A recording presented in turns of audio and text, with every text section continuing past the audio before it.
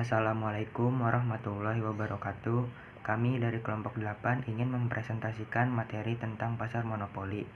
Sebelum itu, saya ingin memperkenalkan nama anggota kelompok 8, yaitu saya Fahri Fadilah, Syafitri Ramadanti, dan Widian Ika Lestari.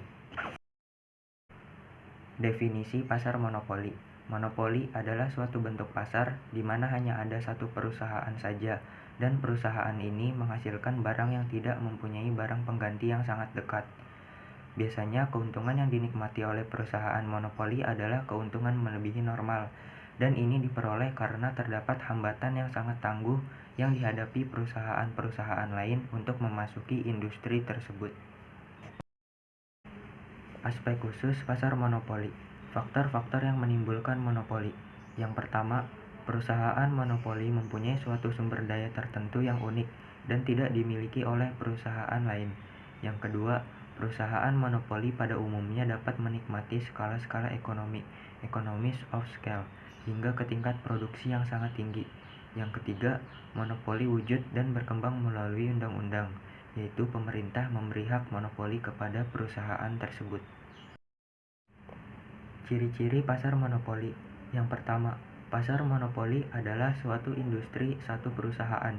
Yang kedua, tidak mempunyai barang pengganti yang mirip atau mempunyai suatu sumber daya tertentu yang unik dan tidak dimiliki oleh perusahaan lain. Yang ketiga, tidak terdapat kemungkinan untuk masuk ke dalam industri. Yang keempat, dapat mempengaruhi penentuan harga. Dan yang kelima, promosi iklan kurang diperlukan dalam pasar monopoli.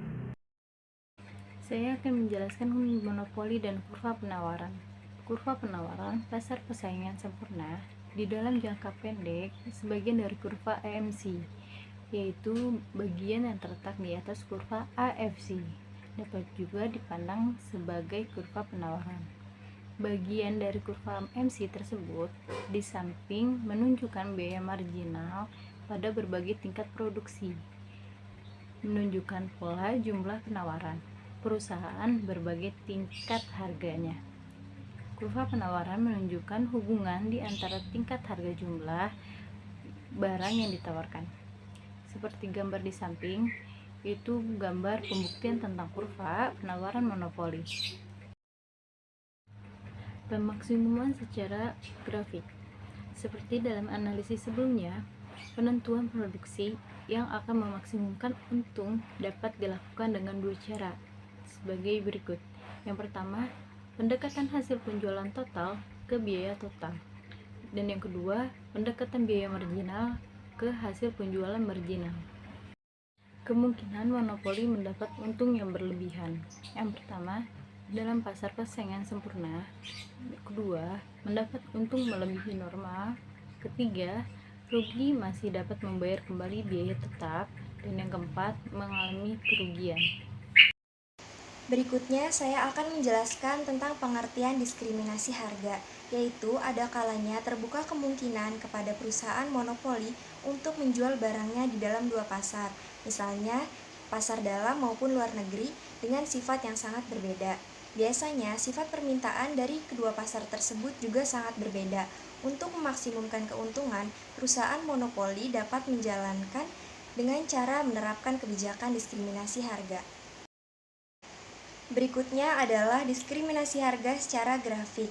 Terlihat pada gambar 12.4 menunjukkan gambar kurva diskriminasi harga dua pasar.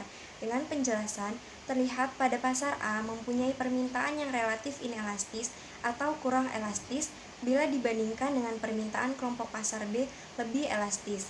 Setiap kurva permintaan mempunyai kurva pendapatan marginal, yaitu MRA atau Marginal Revenue A dan MRB atau Marginal Revenue B.